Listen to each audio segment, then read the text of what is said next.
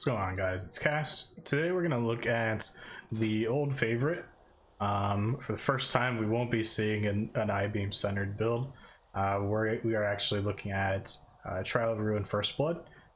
This build specifically dominated early BFA. It was very good with the trait system, and it's still pretty good. Been pretty meta since then. I'm sure the majority of you have seen this build and understand how it works. I just wanted to test it on PTR and look over some of the synergies with it.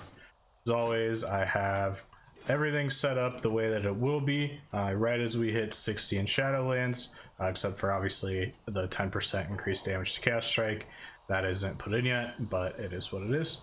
And you also don't get it until I believe like 88 or 60 or somewhere around there. But anyway, one Furious Gaze, and then everything else is pretty trash, except for Chaotic Transformation, which gives us the exact same effect as rank 4 meta will be. Whenever you press meta, it resets I-beam, and it also resets the cooldown of Blade Dance. All right, so we're gonna look first at the conduits here. So there's a couple of interesting conduits for this build. There's Dancing with Fate. This makes it so Blade Dance has a 5% chance to apply Essence Break, and then over each rank it goes up to as high as 20%. So at the beginning it's going to be 1 and math is hard. 1 and 20% chance. I don't know why that was so hard.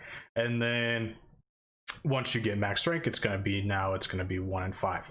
So that's a pretty interesting trade-off there. I think once this gets max rank, it's going to be pretty good, but early on it's not going to be too great. Then you have Demon's Touch, which is always a good option. We're going to be using Demon's Bite in this build at 5% at the I actually don't understand how these ranks work. I think it's going to be at rank 3, it's only going to be 3%, but it may just start at 5%, and this just might be a weird scaling issue here, up to 10% of increased damage for other abilities. Like I said in my previous video, there's no window for this, so it may just be the button after. If that's the case, it's still pretty good, but it's not as good as it could be. And then I don't think we'd ever take Serrated Glaive in this, as well as Immolation. This growing it for now. I don't think anyone will ever take this unless there's a weird build that revolves around Immolation Aura, which I don't think that'll be the case. All right, so we've looked into conduits. Now let's look at legendaries. So this is where legendaries are very, very hard to distinguish, right? So you have Chaos Theory. You probably think this is a good legendary if you're playing a Blade Dance based build, but unfortunately the proc rate on this legendary is not good. I will be making a video in the near future going through some of the math of this legendary, and you'll see this legendary is not very good. And then we have, obviously you have the Collective Anguish is what it's known now. It was Sigil of the Legendary. This they didn't change this, did they? This is the first day that this name got changed, so I just want to make sure they didn't change it real quick. Nope, they didn't. Looks like it's all the same.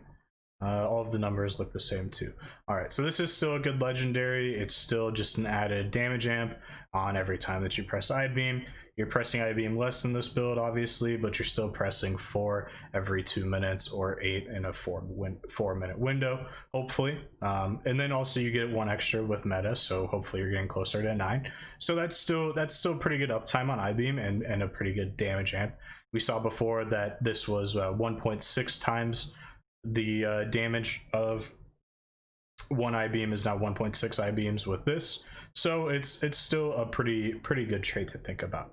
And then you have Fell Bombardment. This item is pretty good. It's probably the second best one that I would take over Collective Anguish. It's gonna actually be really hard for me to not say Sigil of the Legendary for a little bit. But yeah, this is probably the second best one to take over that one. My biggest issue with this legendary is the range of this is absolutely absurd. In Mythic Plus, it's pulling things that are like ridiculously far away that you don't think there's a possible chance for it to pull. So if they fix that, it should be pretty good. Also, the damage is on par with Collective Anguish. The amount of times that you're pressing it's fairly similar, although you're going to get Immolation Aura more because the cooldown goes down a lot faster with haste. And that's about it for Legendary. So really it's just Collective Anguish, Fellow Bombardment. Unless they decide to change Chaos Theory, then this really isn't that great of an option. I'm sure it's not completely horrible. There's going to be some situations where it's very strong, but in most cases it's not going to be that great. If you liked the video, leave a like. If you didn't like the video, F5, refresh, try it again. Maybe you'll like it the second time. Have a good one.